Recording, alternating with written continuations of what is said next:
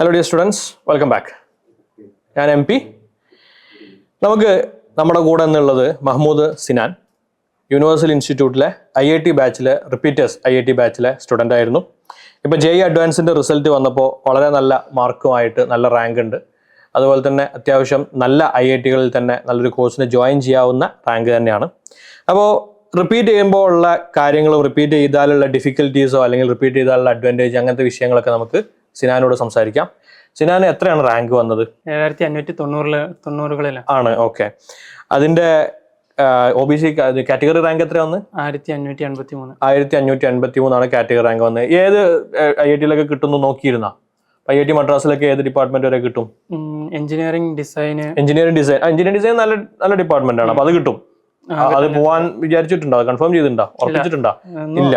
Okay, ബാക്കിയുള്ള കോളേജുകളൊക്കെ നോക്കിയിരുന്നോ? ബാക്കിയുള്ള IITs ഒക്കെ നോക്കിയിരുന്നോ? IIT ബോംബെ, ഡൽഹി അതിലൊക്കെ നോക്കിയിരുന്നു. കിട്ടുന്ന കോഴ്സുകൾ ഒരുപാടുണ്ട്. ഓക്കെ, JEE മെയിൻസിന് എത്ര പെർസെന്റേജാ വന്നത്? JEE മെയിൻസിന് ഫസ്റ്റ് എഴുതിയപ്പോൾ 97.05 സംതിങ്. ഓക്കെ, 97 പിന്നെ സെക്കൻഡ് സെഷൻ എഴുതിയപ്പോൾ 98.76. 98.76 എന്ന് വെച്ചാൽ സെക്കൻഡ് സെഷനിൽ ഇൻക്രീസ് ചെയ്തു പെർസെന്റേജ്. Okay, alright. +1 +2 സിനാന് ക്ലാസ്സിന് എവിടെയാ പോയിരുന്നത്? സ്കൂളിൽ അല്ലാതെ വേറെ ക്ലാസ്സുകൾ ഏതെങ്കിലും പോയിരുന്ന? ഇല്ല, സ്കൂൾ മാത്രമേ പോയിട്ടുള്ളൂ. എങ്ങനെ, പ്രൈവറ്റ് സ്കൂളാണോ എയ്ഡഡ് സ്കൂളാണോ? ഗവൺമെന്റ് സ്കൂളാണോ പോയിട്ടുള്ളത്? ഒരു തരത്തിലുള്ള ക്ലാസ് അങ്ങനെ പോകണമെന്ന് തോന്നിയില്ല? ഇല്ല. അതിനെ പറ്റി ചിന്തിച്ചിട്ടില്ല +1 +2 ഇല്ല, അങ്ങനെ ആലോചിച്ചിട്ടൊന്നുമില്ല. അത് കഴിഞ്ഞിട്ട് റിപ്പീറ്റ് ചെയ്യാൻ എങ്ങനെയാണ് ഇവിടെ എത്തിയത്? അല്ലെങ്കിൽ ആര് പറഞ്ഞു ഇവിടെ വന്നിട്ട് റിപ്പീറ്റ് ചെയ്യാൻ? അതോ JEEക്ക് റിപ്പീറ്റ് ചെയ്യണം തീരുമാനിച്ചിരുന്നോ? IITക്ക് റിപ്പീറ്റ് ചെയ്യണം തീരുമാനിച്ചിരുന്നോ? എഞ്ചിനീയറിംഗ് ആണെന്ന് തീരുമാനിച്ചോ? എങ്ങനെ ഇവിടെ എത്തി? ഞാൻ സത്യം പറഞ്ഞാൽ ഈ +2 കഴിഞ്ഞിട്ട് ഞാൻ കീം എഴുതി. +2ന്റെ കൂടെ എഴുതി കീം. എന്നിട്ട് അപ്പൊ ആദ്യം കിട്ടിയ റാങ്ക്, കേരളത്തിൽ കിട്ടിയ റാങ്ക് 3072 ആണ്. 3072 കീമിന് റാങ്ക് ഉണ്ട്. എന്നിട്ടോ? അല്ല, അതെന്താ അപ്പൊ പോവാഞ്ഞ്? അത് കിട്ടാൻ അത്യാവശ്യം കുഴപ്പമില്ലാത്ത കോളേജിലൊക്കെ കിട്ടാവുന്ന റാങ്ക് ആണ്. ഈ ആണെന്നുണ്ടെങ്കിൽ +1 +2ന്റെ കൂടെ ഇതിനെ പറ്റി ആലോചിച്ച ഒരാളൊന്നും അല്ല. പിന്നെ എങ്ങനെ പോവാഞ്ഞ്? ഞാൻ അതും വെച്ചിട്ട് ഇങ്ങനെ ഇരുന്ന് ആലോചിച്ചാണ് ഒരു വട്ടം, ഇനി എന്ത് ചെയ്യണം, എന്ത് മതിയോ, ഇത്രേ ഉള്ളൂ എനിക്ക് ചെയ്യാൻ പറ്റുമെന്ന് ഞാൻ ആലോചിച്ചു. പിന്നെ അതിനെ പറ്റിയിട്ട് കുറെ തെരഞ്ഞെടുപ്പ് IITസിനെ പറ്റിയൊക്കെ അറിഞ്ഞ്. അപ്പോഴാണ് അതിന് മുമ്പ് അറിയാമെങ്കിലും കൂടുതലായിട്ട് ഡീപ്പായിട്ട് ഇപ്പോഴാണ് അറിയാൻ ശ്രമിച്ചത്. അറിഞ്ഞു. അപ്പോ റിപ്പീറ്റ് ചെയ്യണം തോന്നി. അപ്പോ റിപ്പീറ്റ് ചെയ്യാൻ അല്ല, ഞാൻ പറഞ്ഞത് കീമില് ഇപ്പൊ ഒരു 3072 എന്ന് കിട്ടിക്കഴിഞ്ഞാല് ഇപ്പൊ അത്യാവശ്യം നല്ല ഇപ്പൊ CETയിലൊക്കെ തന്നെ കുറച്ച് താഴെയുള്ള ബ്രാഞ്ചോ അല്ലെങ്കിൽ കീമ് മാത്രമേ എഴുതിയിട്ടുള്ളൂ? കുസാറ്റോ മറ്റേതെങ്കിലും എക്സാം എഴുതി? ഫസ്റ്റ്, അതായത് +2ന്റെ കൂടെ JEE മെയിൻ എഴുതിയിട്ടുണ്ട്. JEE മെയിൻ എഴുതിയിട്ട് അന്ന് വിചാരിച്ചത്ര ഒന്നും വന്നിട്ടില്ല. ഇല്ല, കീമ് എഴുതി അത്യാവശ്യം തിരക്കിടില്ലാത്ത റാങ്ക് വന്നു. അതിന്റെ ശേഷം ഒന്നും കൂടെ ചെയ്യണമെന്ന് ഇയനെ തീരുമാനിച്ചപ്പോ ബാക്കിയുള്ളവരൊക്കെ പറഞ്ഞില്ലേ ഇതിന് കിട്ടിയതിന് പോയിക്കോന്നൊക്കെ പറഞ്ഞില്ലേ? കീമിന് പോയിക്കോന്ന് ആരും പറഞ്ഞില്ല? അല്ല, എന്റെ താത്ത ഉണ്ടായിരുന്നു. താത്ത ഇവിടെ നീറ്റ് റിപ്പീറ്റ് ചെയ്തു. അപ്പൊ ഇവിടെ എന്നിട്ട് കീമിന് എഞ്ചിനീയറിംഗിൽ കയറി പോയ ആളാണ്. അപ്പൊ താത്ത എന്താ പറഞ്ഞേ? പാലക്കാട് NSS കഴിഞ്ഞ പ്ലേസ്മെന്റ് ചെയ്ത് ബാംഗ്ലൂർ ജോലി ചെയ്തോണ്ടിരിക്കുകയാണ്. എന്നോട് റിപ്പീറ്റ് ചെയ്യാൻ കൂടുതലും സപ്പോർട്ട് ചെയ്ത് താത്തയാണ് റിപ്പീറ്റ് ചെയ്യാൻ പറഞ്ഞത്. അവളാണ് റിപ്പീറ്റ് ചെയ്യാന്ന് പറഞ്ഞപ്പോ താത്ത സപ്പോർട്ട് ചെയ്തു എഫക്റ്റീവ്ലി? അല്ല, റിപ്പീറ്റ് ചെയ്ത നഷ്ടമൊന്നും ഉണ്ടാവില്ല എന്ന് പറഞ്ഞു താത്ത. ഓക്കെ, അപ്പോഴാണ് റിപ്പീറ്റ് ചെയ്യാൻ തീരുമാനിച്ചത്. ഓക്കെ, എന്നിട്ട് എങ്ങനെ ഇപ്പൊ യൂണിവേഴ്സിൽ? അപ്പോൾ സ്വാഭാവികമായിട്ടും താത്ത പറഞ്ഞു യൂണിവേഴ്സിൽ വന്നോ? അങ്ങനെ യൂണിവേഴ്സിൽ വന്നു. എന്നിട്ട് യൂണിവേഴ്സിൽ വന്നിട്ട് IIT ബാച്ചിൽ കയറണം എന്ന് പറഞ്ഞോ? അതല്ല എഞ്ചിനീയറിംഗ് റിപ്പീറ്റ് ചെയ്യണം എന്ന് പറഞ്ഞോ? IIT ബാച്ചും എഞ്ചിനീയറിംഗ് ബാച്ചുകളും ഉണ്ടല്ലോ നമുക്ക്. അല്ല, ഞാൻ റിപ്പീറ്റ് ചെയ്യണം ഉദ്ദേശിച്ചപ്പോ IIT ആണ് മൈൻഡില്. ഓക്കെ, കീം ഏതായാലും കുഴപ്പമില്ലാത്ത റാങ്ക് ഒക്കെ ഉണ്ട്. അപ്പൊ ഇനിയിപ്പോ റിപ്പീറ്റ് ചെയ്യുകയാണെങ്കിൽ മിനിമം ഒരു NIT എങ്കിലും അല്ലെങ്കിൽ IIT എങ്കിലും വേണമെന്നുള്ള അല്ല IIT തന്നെ വേണമെന്ന് വിചാരിച്ചിട്ടാണ് വന്നിട്ടുള്ളത്. ഓക്കെ, സത്യം പറഞ്ഞാൽ ഈ എൻട്രൻസ് ക്ലാസ് തുടക്കത്തിലൊന്നും അധികം ഫോളോ ചെയ്യാൻ പറ്റില്ല. അതായത് എൻട്രൻസ് ഓറിയന്റഡ് ആയിട്ടുള്ള നമ്മൾ എൻട്രൻസ് ക്വസ്റ്റ്യൻസ് ചെയ്യുന്ന സാധനങ്ങൾ. ഓക്കെ, അപ്പോ പക്ഷെ എന്നാലും കൊണ്ട് വിട്ടെടുക്കാൻ സമ്മതിച്ചില്ല, മനസ്സ് വിട്ടെടുക്കാൻ സമ്മതിച്ചില്ല. എന്നിട്ട് മെനക്കെട്ട് കൂടിയതാണ് അതിന്റെ പിന്നാലെ. ഓക്കെ, +1 +2ന്റെ മൊത്തം ടോപ്പിക്സ് ഇപ്പൊ ഒരു ജൂണിലൊക്കെ ആയിട്ട് ഉണ്ടാവും ക്ലാസ് തുടങ്ങിയിട്ടുണ്ടാവുക അല്ലേ? എന്നിട്ട് ഇപ്പൊ നമ്മളൊരു ഡിസംബറൊക്കെ ആയപ്പോ തന്നെ ചാപ്റ്ററുകൾ ഒരുവിധം എന്തായാലും തീർന്നാണ്. എന്നിട്ട് ഫസ്റ്റ് JEE മെയിന് പോകുമ്പോ ആ സമയത്ത് തന്നെ അഡ്വാൻസിന്റെ ക്വസ്റ്റ്യൻസ് ചെയ്യുമായിരുന്നു. ഫസ്റ്റ് JEE മെയിൻ സെഷൻ പോണതിന് മുന്നേ തന്നെ അഡ്വാൻസിന്റെ ക്വസ്റ്റ്യൻ ചെയ്യുന്നു. ഓക്കെ, ഫസ്റ്റ് ജെയ്മെയിൻ വന്നപ്പോ 97-ലല്ലേ വന്നത്. അപ്പൊ ഒരു കിട്ടൂല എന്നുള്ളൊരു സാധനത്തിലാണുള്ളത്. സെക്കൻഡ് സെഷനിൽ ഫസ്റ്റ് ജെയ്മെയിൻ ഇപ്പൊ ജനുവരി കഴിഞ്ഞ ശേഷം പിന്നെ അഡ്വാൻസ് മാത്രമാണോ, അതല്ല പിന്നെ മെയിൻസിന്റെ ക്വസ്റ്റ്യൻസ് പോലുണ്ടായിരുന്ന?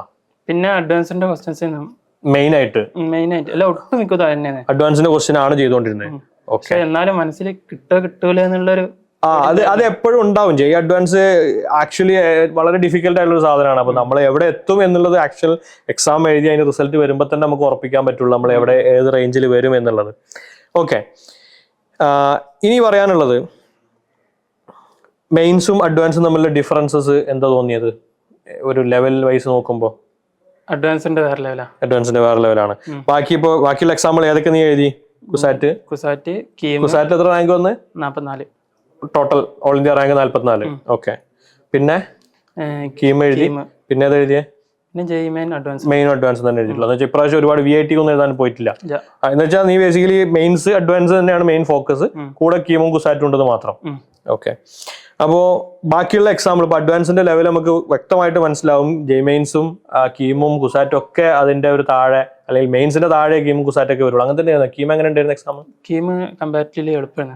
മറ്റേ നമ്മളെ ജെയ്മെയിനേക്കാളും എളുപ്പമുള്ള പേപ്പർ തന്നെയാണോ എന്നുള്ളത്. ഓക്കെ, അപ്പൊ ആ ഒരു റേഞ്ചിലാണ് വരുന്നെങ്കിൽ, എന്നാൽ ജെയ് അഡ്വാൻസ് എൻറ്റയർലി ഒരു ഡിഫറെന്റ് ലെവലിലുള്ള ഒരു എക്സാം തന്നെയാണ്. ഇനി ഈ ഒരു അഡ്വാൻസ് ക്രാക്ക് ചെയ്യാൻ റിപ്പീറ്റ് ചെയ്യേണ്ട ആവശ്യമുണ്ടെന്നാണ് തോന്നുന്നത്? അതോ +1 +2 കൂടെ കിട്ടുക? നിന്റെ കാര്യമില്ല, അതായത് അതിനു വേണ്ടി നമ്മൾ പ്രിപ്പയർ ചെയ്യുകയാണെങ്കിൽ കിട്ടുമോ ഇല്ല, എന്താണ് അഭിപ്രായം? +1 +2 ഒപ്പം ഹാർഡ് വർക്ക് ചെയ്താൽ കിട്ടും. ഡെഡിക്കേഷൻ വേണം. എന്ന് വെച്ച് കഴിഞ്ഞാൽ മെനക്കെട്ടിരുന്ന് പ്രോബ്ലംസ് ചെയ്യാനുള്ള ഒരു ഡെഡിക്കേഷൻ നമ്മൾ കൊടുക്കണം. അങ്ങനെ ചെയ്യുകയാണെങ്കിൽ +1 +2 കൂടെ തന്നെ ചെയ്യാൻ പറ്റും. ഇനി ഇൻ കേസ് നമ്മൾ കിട്ടിയില്ല എന്നുണ്ടെങ്കിൽ റിപ്പീറ്റ് ചെയ്യുന്നതിനെ പറ്റി എന്താ അഭിപ്രായം? ജയ്ക്ക് അഡ്വാൻസിന് വേണ്ടിയിട്ടൊക്കെ റിപ്പീറ്റ് ചെയ്യുന്നതിനെ പറ്റി? IIT കിട്ടുന്നത് വർത്താണ് ഡെഫിനറ്റ്ലി. അപ്പോ അതിനു വേണ്ടി ഒരു വർഷം റിപ്പീറ്റ് ചെയ്താലും കുഴപ്പമില്ല. അത്രയും പാഷൻ ഉണ്ടെങ്കിൽ പോവുക. ഓക്കെ, അത്രയും പാഷൻ ഉണ്ടെങ്കിൽ ഡെഫിനറ്റ്ലി നിങ്ങൾക്ക് റിപ്പീറ്റ് ചെയ്യാം എന്നതാണ് സിനാൻ പറയുന്നത്, അല്ലേ? അങ്ങനെ തന്നെയാണ് വിചാരിച്ചിട്ടുള്ളത്. ഓക്കെ, എനിവേ ഇപ്പോ റിപ്പീറ്റ് ചെയ്യുന്ന സ്റ്റുഡൻസിന്റെ അടുത്ത് എന്തെങ്കിലും പ്രത്യേകിച്ച് പറയാനുണ്ടോ? ഇപ്പോൾ റിപ്പീറ്റ് ചെയ്യാൻ വിചാരിക്കുന്ന സ്റ്റുഡൻസിന്, ജെയ് മെയിൻ ആവട്ടെ അഡ്വാൻസ് ആവട്ടെ, എഞ്ചിനീയറിംഗ് മേഖലയിൽ റിപ്പീറ്റ് ചെയ്യാനുള്ള സ്റ്റുഡൻസിന്റെ അടുത്ത് എന്തെങ്കിലും പറയാനുണ്ടോ? നന്നായി പണിയെടുത്തോളണം. ഇടയ്ക്ക് വെച്ച് ഉഴപ്പാനൊക്കെ തോന്നും, അത് കാര്യമാക്കരുത്. കുറേ ഡൗട്ട്സും എല്ലാം ഉണ്ടാവും. ഞാൻ ഇപ്പോൾ സാറിൻ്റെ അടുത്ത് കുറേ വട്ടം ഡൗട്ട്സിന് പോയിട്ടുണ്ട്. സാറിൻ്റെ അടുത്ത് അല്ല, കുറേ ആൾക്കാരടുത്ത് ഡൗട്ട്സിന് പോയിട്ടുണ്ട്. ഡൗട്ടൊക്കെ വരികയാണെങ്കിൽ ചോദിച്ച് അങ്ങോട്ട് തീർത്തേക്കണം. പിന്നെ ഒരു കോൺഫിഡൻസ് എപ്പോഴും കീപ്പ് ചെയ്ത് വെക്കണം. ഓക്കെ, മെയിനായിട്ട് ഈ ഹാർഡ് വർക്കും ഡെഡിക്കേഷൻ. അതായത് പ്രോബ്ലം സോൾവ് ചെയ്യുക, കിട്ടാത്ത പ്രോബ്ലംസ് ഉണ്ടാവും എന്നുള്ളത്. ഇനിയിപ്പോ നമ്മൾ എത്രയൊക്കെ പഠിച്ചാലും കിട്ടാത്ത പ്രോബ്ലം ഉണ്ടാവും. അപ്പൊ അത് എന്താ പറയാ, ക്ലിയർ ചെയ്ത് മുന്നോട്ട് പോകാം. നമുക്ക് എവിടെ നിന്നൊക്കെ മെറ്റീരിയൽസ് കിട്ടുമോ, അല്ലെങ്കിൽ ടീച്ചേഴ്സിന്റെ ഹെൽപ്പ് ആയിട്ടോ ബുക്സ് ആയിട്ടോ, ഏത് തരത്തിലാണ് ബുക്സ് ഒക്കെ എടുക്കലുണ്ടായിരുന്നു ഇഷ്ടം പോലെ? ഞാൻ ഇവിടെ യൂണിവേഴ്സിന്റെ റിപ്പീറ്റേഴ്സ് മെറ്റീരിയലും പിന്നെ MTG പ്രീവിയസ് ഇയർ ക്വസ്റ്റ്യൻസ്, പിന്നെ DC പാണ്ഡെ. ഓക്കെ, ഈ ബുക്സ് തന്നെയുള്ള പ്രോബ്ലംസ് തന്നെ ചെയ്തിട്ടുള്ളൂ. അതിന് പുറത്തേക്ക് എവിടേക്കും പോയിട്ടുണ്ടായിരുന്ന?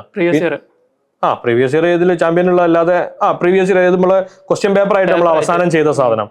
ഓക്കെ, പിന്നെ നമ്മള് ഇവിടുന്ന് നടത്തുന്ന എക്സാമിന്റെ ക്വസ്റ്റ്യൻസ് ഒക്കെ മുഴുവനാക്കലുണ്ടായിരുന്ന? കുറെ ഒക്കെ ഒരു ഇതൊക്കെ ചെയ്യാറുണ്ട്. എങ്ങനെ? അഡ്വാൻസ് ലെവലുള്ള ക്വസ്റ്റ്യൻസിന്റെ ഒക്കെ അത് പരീക്ഷയ്ക്ക് അധികം ഒന്നും കിട്ടൂല. അല്ല, അതിന് ശേഷം അതാ ഞാൻ ചോദിക്കുന്നത്. അതിരിക്കും. ഓക്കെ, എന്ന് വെച്ചാൽ കിട്ടുന്ന മെറ്റീരിയലുകളെ എല്ലാം കൃത്യമായി നമുക്ക് ഒരു സെറ്റ് ഓഫ് ബുക്സ് വേണം. മെറ്റീരിയൽ അങ്ങനെയാണെങ്കിൽ അങ്ങനെ, അതെല്ലാം നമ്മൾ റെഫർ ചെയ്യാനുള്ള ബുക്കാണെങ്കിൽ അങ്ങനെ.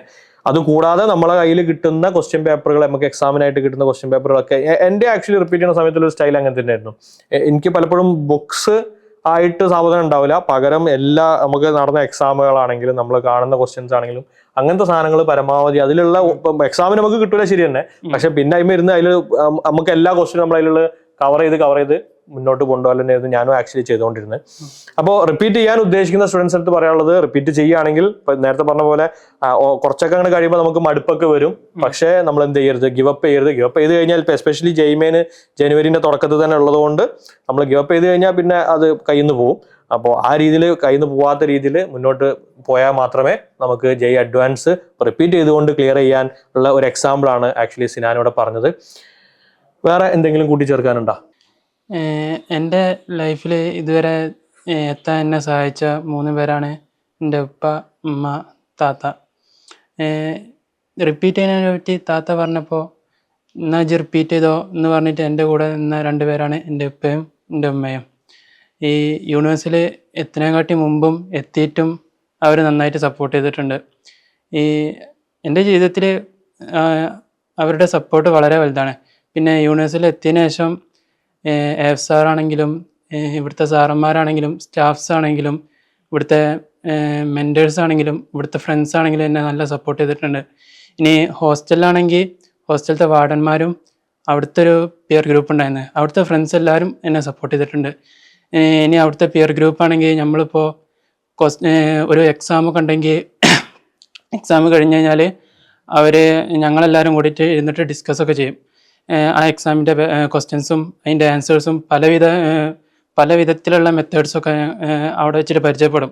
അപ്പോൾ അങ്ങനെ കുറേ സപ്പോർട്ടൊക്കെ കിട്ടിയിട്ടുണ്ട്. അപ്പോൾ അങ്ങനെയൊക്കെയാണ് ഇങ്ങനെ ഇത്രയും എത്താൻ കഴിഞ്ഞത്. സോ അത്രേ ഉള്ളൂ സിനാന് പറയാനുള്ള കാര്യങ്ങൾ. ഏതായാലും സിനാന് നല്ല ഒരു കോളേജിൽ, അതായത് IIT മദ്രാസിലോ ബോംബെയിലോ ഒക്കെ നല്ല ക്യാമ്പസിൽ എത്തിപ്പെടാൻ സാധിക്കട്ടെ എന്ന് ആശംസിക്കുന്നു. That's all. Thank you for watching.